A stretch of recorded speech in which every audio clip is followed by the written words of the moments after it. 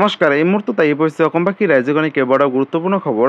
অসমৰ লাখ লাখ ধনী দুখীয়া পৰিয়ালৰ বাবে এটা ডাঙৰ খবৰ। অৰ্থাৎ অহা 17 তাৰিখে অৰুণোদয় আঁচনি 3.0 জৰিয়তে লাখ লাখ মহিলাই লাভ কৰিব হাজাৰ হাজাৰকৈ টকাৰ লগতে যিসকলৰ ঘৰত ৰেচন কাৰ্ড আছে তেওঁলোকৰ বাবে এটা ভাল খবৰ। অৰ্থাৎ ৰেচন কাৰ্ডত নাম থাকিলে লাভ কৰিব 5টাকৈ নতুন সুবিধা। কিন্তু কি সুবিধা কেনেকৈ লাভ কৰিব সবিশেষ জানিবা। আৰু অসমত যিসকল দুখীয়া দৰিদ্ৰ পৰিয়াল এতিয়ালৈকে চৰকাৰী ঘৰ পোৱা নাই বা আবেদন কৰিছিলে তেওঁলোকে কিবা কাৰণত পোৱা নাই, তেনেহ'লে তেওঁলোকক দিব চৰকাৰী ঘৰ। গতিকে ভিডিঅ'টো সম্পূৰ্ণকৈ চাওক আৰু ভালদৰে বুজি লওক। তো বলক ভিডিঅ'টো আৰম্ভ কৰোঁ। আৰু আজিৰ প্ৰথমটো খবৰ হৈছে ৰাজ্যৰ লাখ লাখ দুখীয়া দৰিদ্ৰ পৰিয়ালৰ বাবে এটা ডাঙৰ খবৰ। অৰ্থাৎ ৰেচন কাৰ্ড থাকিলেই সুখবৰ। কাৰণ ৰেচন কাৰ্ড থাকিলে অকল বিনামূল্যে চাউলে নহয়, তাৰ উপৰিও কেইবাটাও সুবিধা লাভ কৰিব। আপডেটটো চাই লওক। 1 অক্টোবৰ তাৰিখৰ পৰা সম্পূৰ্ণ সলনি হ'ব ৰেচন সংগ্ৰহৰ নতুন নিয়ম। ৰেচন ল'ব যাওঁতে কি কৰিব লাগে আপডেটটো আগলৈ চাওক। 1 অক্টোবৰ তাৰিখৰ পৰা সম্পূৰ্ণ সলনি হ'ব ৰেচন সংগ্ৰহৰ নতুন নিয়ম। ৰেচন ল'ব যাওঁতে আপোনালোকে কৰিব লাগিব বিশেষ কেইটামান কাম। অৰ্থাৎ ৰেচন কাৰ্ডৰ লাখ লাখ গৰাকীৰ বাবে এটা ডাঙৰ খবৰ। সলনি হ'ব বিনামূলীয়া চাউল সংগ্ৰহৰ নতুন পদ্ধতি। লগতে সম্পূৰ্ণ নতুন পদ্ধতিৰে ল'ব লাগিব এতিয়াৰ পৰা ৰেচন কাৰ্ডৰ জৰিয়তে কেইবাটাও সামগ্ৰী। চাউলৰ লগতে প্ৰতিগৰাকী হিতাধিকাৰীসকলে পাব চেনি, দাইল আৰু নিমখ। আৰু এই কথা ঘোষণা কৰিছে মুখ্যমন্ত্ৰীগৰাকীয়ে। লগতে মুঠ 4বিধকৈ সামগ্ৰী লাভ কৰিব ৰেচন কাৰ্ডৰ গৰাকীসকলে। বজাৰৰ দৰতকৈ অতি কম দামতে লাভ কৰিব ৰেচন কাৰ্ডৰ জৰিয়তে এই 4বিধকৈ সামগ্ৰী বুলি ঘোষণা কৰিছে। প্ৰতি কেজি চেনি লাভ কৰিব মাত্ৰ 38 টকাত, অৰ্থাৎ বজাৰতকৈ অতি কম মূল্যত। লগতে প্ৰতি কেজি মচুৰ দাইল লাভ কৰিব মাত্ৰ 69 টকাত, অৰ্থাৎ বজাৰতকৈ অতি কম মূল্যত। লগতে প্ৰতি কেজি নিমখ লাভ কৰিব মাত্ৰ 10 টকাত। গতিকে ৰাজ্যৰ লাখ লাখ ৰেচন কাৰ্ডৰ গৰাকীৰ বাবে এটা ডাঙৰ খবৰ। ইয়াৰ উপৰিও 700 টকাতে লাভ কৰিব ৰন্ধন গেছৰ চিলিণ্ডাৰ। যদিহে আপোনাৰ উজ্বলা গেছ কানেকশ্যন আছে তেনেহ'লে 250 টকাতে লাভ কৰিব চিলিণ্ডাৰ বুলি ঘোষণা কৰিছে। লগতে ৰেচন সংগ্ৰহৰ সময়ত বাধ্যতামূলকভাৱে দিব লাগিব ফিংগাৰপ্ৰিণ্ট। আৰু চাউল ল'ব যাওঁতে খেলিমেলি পালে 180034536111 নম্বৰত অভিযোগ দিয়ক। কাৰণ এই চৰকাৰে এই নম্বৰটো হেল্পলাইন নম্বৰ মুকলি কৰিছে ৰাজ্যৰ দুখীয়া দৰিদ্ৰ পৰিয়ালসকলৰ বাবে। গতিকে বন্ধুসকল, যাৰ ঘৰত ৰেচন কাৰ্ড আছে তেওঁলোকৰ বাবে এটা সুখবৰ। কাৰণ ৰেচন কাৰ্ডত নাম থাকিলে এতিয়াৰ পৰা অকল বিনামূল্যে চাউলে নহয়, তাৰ উপৰিও 4বিধকৈ সামগ্ৰী লাভ কৰিব। আৰু অহা 1 অক্টোবৰ তাৰিখৰ পৰাহে আপোনালোকে ৰেচন কাৰ্ডৰ জৰিয়তে এই 4বিধকৈ সামগ্ৰী লাভ কৰিব। আৰু এই কথা ঘোষণা কৰিছে অসমৰ মুখ্যমন্ত্ৰী ডক্টৰ হিমন্ত বিশ্ব শৰ্মাই। গতিকে যাৰ ঘৰত ৰেচন কাৰ্ড আছে তেওঁলোকৰ বাবে এটা সুখবৰ। লগতে এই ভিডিঅ'টো সকলো অসমবাসী ৰাইজৰ মাজলৈ শ্বেয়াৰ কৰি দিব, যাতে এই ভিডিঅ'টো চাই সকলোৱে এই আপডেটখিনি কথা জানিব পাৰে। গতিকে ৰেচন কাৰ্ডক লৈ এইটো এটা ডাঙৰ আপডেট আছিলে।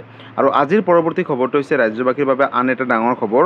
অৰ্থাৎ অহা 17 ছেপ্টেম্বৰ তাৰিখে ৰাজ্যৰ লাখ লাখ মহিলাৰ বেংকত সোমাব হাজাৰ হাজাৰকৈ টকা অৰুণোদয় আঁচনি 3.0 জৰিয়তে।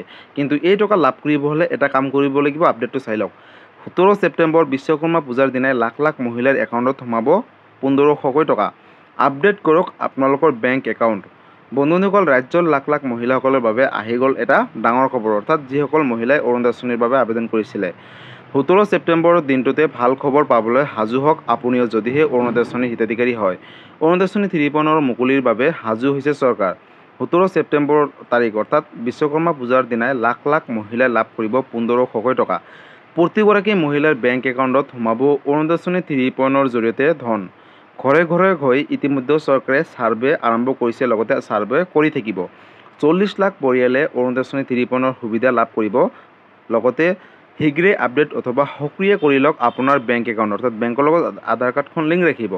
ঘৰে ঘৰে গৈ দিয়া হ'ব এই আঁচনিৰ কৰিব। প্ৰধানমন্ত্ৰী নৰেন্দ্ৰ মোদীৰ জন্মদিনৰ দিনাই ৰাজ্যত মুকলি হ'ব অৰুণোদয় আঁচনি 3.0 জৰিয়তে 1250 টকাকৈ। ছেপ্টেম্বৰ মাহৰ পৰা 17 তাৰিখ আনুষ্ঠানিকভাৱে মুকলি কৰা হ'ব অৰুণোদয় আঁচনি 3.0 জৰিয়তে ধন। অৰুণোদয় আঁচনিৰ বাবে শীঘ্ৰেই মুকলি কৰা হ'ব পৰ্টেল। অৰ্থাৎ যিকোনো অভিযোগ থাকিলে দিব পাৰিব। মহিলাসকলে সকলো অভিযোগ দিব পাৰিব এতিয়াৰ পৰা পৰ্টেলত। আৰু এই পৰ্টেল মুকলি কৰিব চৰকাৰে। মুখ্যমন্ত্ৰী ডক্টৰ হিমন্ত বিশ্ব শৰ্মাই ডাঙৰ ঘোষণা কৰিছে অৰুণোদয় আঁচনি 3.0ক লৈ। গতিকে বন্ধুসকল, ৰাজ্যৰ লাখ লাখ মহিলাৰ বাবে এটা সুখবৰ। যিসকল মহিলাই অৰুণোদয় আঁচনি ধন পূৰ্বৰ পৰা পাই আহিছিলে, কিবা কাৰণত যদি তেওঁলোকে পোৱা নাই বা যিসকলে নতুনকৈ আবেদন কৰিছে তেওঁলোকে যদি এতিয়ালৈকে টকা পোৱা নাই, তেনেহ'লে কোনো ধৰণৰ চিন্তা কৰিব নালাগে। অৰ্থাৎ 17 ছেপ্টেম্বৰ বিশ্বকৰ্মা পূজাৰ দিনাখনে আপোনালোকৰ বেংক একাউণ্টত DBD যোগে ৰাতিপুৱা 10 বজাৰ লগে লগে 1250 টকাকৈ প্ৰেৰণ কৰিব ৰাজ্য চৰকাৰে। লগতে বন্ধুসকল, 1500কৈ টকা কেতিয়া দিব? যেতিয়া জানুৱাৰী মাহৰ পৰা নতুনকৈ আপোনালোকে গেছ চিলিণ্ডাৰ ক্ৰয় কৰিব, তাৰ পিছতে আপোনালোকক 250 টকা গেছ চিলিণ্ডাৰৰ বাবদ ৰাজ সাহায্য দিব। লগতে 1250 টকা অৰুণোদয় আঁচনিৰ টকা, সৰ্বমুঠ 1500কৈ টকা দিব। গতিকে এইটো এটা ডাঙৰ আপডেট আছিলে অৰুণোদয় আঁচনিক লৈ। লগতে বন্ধুসকল, ৰাজ্যৰ লাখ লাখ মহিলাৰ বাবে আন এটা ডাঙৰ আঁচনি। অৰ্থাৎ ৰাজ্যৰ মহিলাসকলক চৰকাৰে দিব 85,000কৈ টকা। কিন্তু এই টকা কিহৰ বাবে দিব নতুন এটা আপডেট আহিছে চাই লওক। ৰাজ্যৰ লাখ লাখ মহিলালৈ ভাল খবৰ, ব্যৱসায় কৰিবলৈ চৰকাৰে দিব 85,000 টকা। কিন্তু এই টকা কোনে কোনে লাভ কৰিব, কিহৰ বাবে দিব চাই লওক। ৰাজ্যৰ লাখ লাখ মহিলাৰ বাবে এটা সুখবৰ, অৰ্থাৎ বিশেষকৈ আত্মসহায়ক গোটৰ মহিলাসকলৰ বাবে সুখবৰ। ব্যৱসায় কৰা মহিলাসকলে লাভ কৰিব 85,000 টকা। প্ৰথম পৰ্যায়ত 10,000 টকা, দ্বিতীয় পৰ্যায়ত 25,000 টকা আৰু তৃতীয় পৰ্যায়ত লাভ কৰিব 50,000 টকা।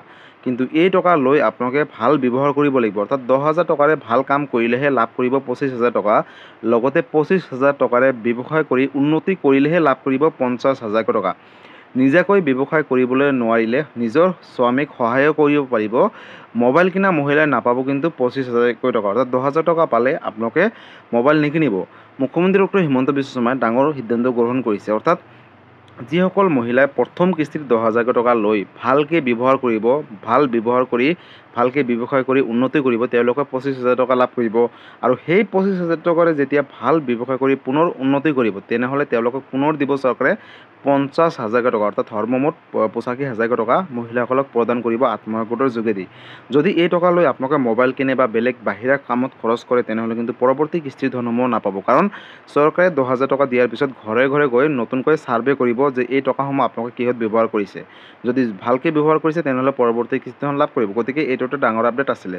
আৰু আজিৰ পৰৱৰ্তী খবৰটো হৈছে ৰাজ্যবাসীৰ বাবে আন এটা ডাঙৰ খবৰ, অৰ্থাৎ যিসকল দুখীয়া দৰিদ্ৰ মধ্যবিত্ত পৰিয়াল এতিয়ালৈকে চৰকাৰী ঘৰ পোৱা নাই, পকী ঘৰ পোৱা নাই, তেওঁলোকৰ বাবে সুখবৰ আপডেটৰ চাই লওক। চৰকাৰী ঘৰৰ তালিকাত নাম অহা নাই নেকি? আজিয়ে কৰক এই বিশেষ 6টা কাম আৰু অভিযোগ দিলে ল'ব লগে লগে ব্যৱস্থা চৰকাৰে। গতিকে চৰকাৰী ঘৰ নাপালে এতিয়াৰ পৰা কোনো ধৰণৰ চিন্তা কৰিব নালাগে। চৰকাৰী ঘৰ নোপোৱা লোকৰ বাবে আহি গ'ল অৱশেষত এটা ভাল খবৰ। চৰকাৰী ঘৰ নোপোৱা যিসকল ব্যক্তি আছে বা যিসকল পৰিয়াল আছে, তেনেহ'লে কোনো ধৰণৰ চিন্তা কৰিব নালাগে। তালিকাত যদি নাম অহা নাই, তথাপিও চৰকাৰে পকী ঘৰ দিব। মুকলি হৈছে হোৱাটছএপ নম্বৰ, কেৱল মাত্ৰ আপোনালোকৰ কেঁচা ঘৰৰ ফটো দিয়ক আৰু লাভ কৰক পকী ঘৰ। হোৱাটছএপ নম্বৰটো হৈছে 8810389745। এই বিশেষ নম্বৰত কেঁচা ঘৰৰ ফটো তুলি পঠিয়াই দিয়ক। লগতে ফোন কৰিও ঘৰ নোপোৱাৰ বাবে এতিয়াৰ পৰা দিব পাৰিব অভিযোগ, কাৰণ চৰকাৰে হেল্পলাইন নম্বৰ কেইবাটাও মুকলি কৰিছে। কেঁচা ঘৰৰ ফটো তুলি আপোনালোকে দি পঠিয়াই দিয়ক হোৱাটছএপ নম্বৰত। লগতে ফোন কৰিয়ে ঘৰ নোপোৱাৰ বাবে এতিয়াৰ পৰা দিব পাৰিব অভিযোগ, কাৰণ চৰকাৰে কেইবাটাও ডাঙৰ সিদ্ধান্ত গ্ৰহণ কৰিছে। আৰু বিশেষকৈ ফোন নম্বৰ কেইটা হৈছে, চৰকাৰে মুকলি কৰা ফোন নম্বৰ কেইটা হৈছে 01123060484। আপোনালোকে ৰাতিপুৱা 10 বজাৰ পৰা 4 বজাৰ আগতে মাৰিব। লগতে 01123063620, লগতে আন এটা হেল্পলাইন নম্বৰ হৈছে 01123063285। আৰু ইয়াৰ উপৰিও যদি প্ৰধানমন্ত্ৰী কাৰ্যালয়ৰ সৈতেও আপোনালোকে যোগাযোগ কৰিব পাৰিব চৰকাৰী ঘৰৰ বাবে। ঘৰ নোপোৱাৰ বাবে অভিযোগ দিব পাৰিব এই বিশেষ হেল্পলাইন নম্বৰ কেইটাৰ যোগেদি। গতিকে বন্ধুসকল, আপোনালোকৰ মাত্ৰ ঘৰৰ কেঁচা ঘৰৰ ফটো তুলি এই হোৱাটছএপ নম্বৰ কেইটাত পঠিয়াই দিয়ক। লগতে চৰকাৰে আপোনালোকৰ ছাৰ্ভে কৰি যদি যোগ্য পৰিয়াল হয়, তেনেহ'লে কিন্তু নিশ্চয় চৰকাৰী পকী ঘৰ দিব। গতিকে বন্ধুসকল, চৰকাৰী ঘৰ যদি কিবা কাৰণত নাম অহা নাই বা এপ্লাই কৰিছিলে বা পূৰ্বৰ পৰা এপ্লাই কৰিছিলে পোৱা নাই, তেনেহ'লে কোনো ধৰণৰ চিন্তা কৰিব নালাগে। এই নম্বৰকেইটাত কেঁচা ঘৰৰ ফটো তুলি পঠিয়াই দিয়ক আৰু চৰকাৰী ঘৰ লাভ কৰক। আৰু লগতে চৰকাৰী ঘৰক লৈ এইটো এটা ডাঙৰ আপডেট আছিলে। এই ভিডিঅ'টো সকলোৰে মাজলৈ শ্বেয়াৰ কৰি দিব। গতিকে বন্ধুসকল, আজি আছিলে এইটো এটা ইনফৰ্মেটিভ ভিডিঅ' আৰু গুৰুত্বপূৰ্ণ খবৰ। ভিডিঅ'টো চাই কেনেকুৱা পালে, যদি ভাল পালে চেনেলটো নতুনকৈ আছে, চেনেলটো ছাবস্ক্ৰাইব কৰিব, লাইক কৰিব। কিবা সুধিবলগীয়া বা জানিবলগীয়া আছে আপোনালোকে মোক কমেণ্ট কৰি জনাব, মই নিশ্চয় ৰিপ্লাই দিবলৈ চেষ্টা কৰিম। লগতে এই ভিডিঅ'টো সকলোৰে মাজলৈ শ্বেয়াৰ কৰি দিব। ধন্যবাদ। জয় আই অসম।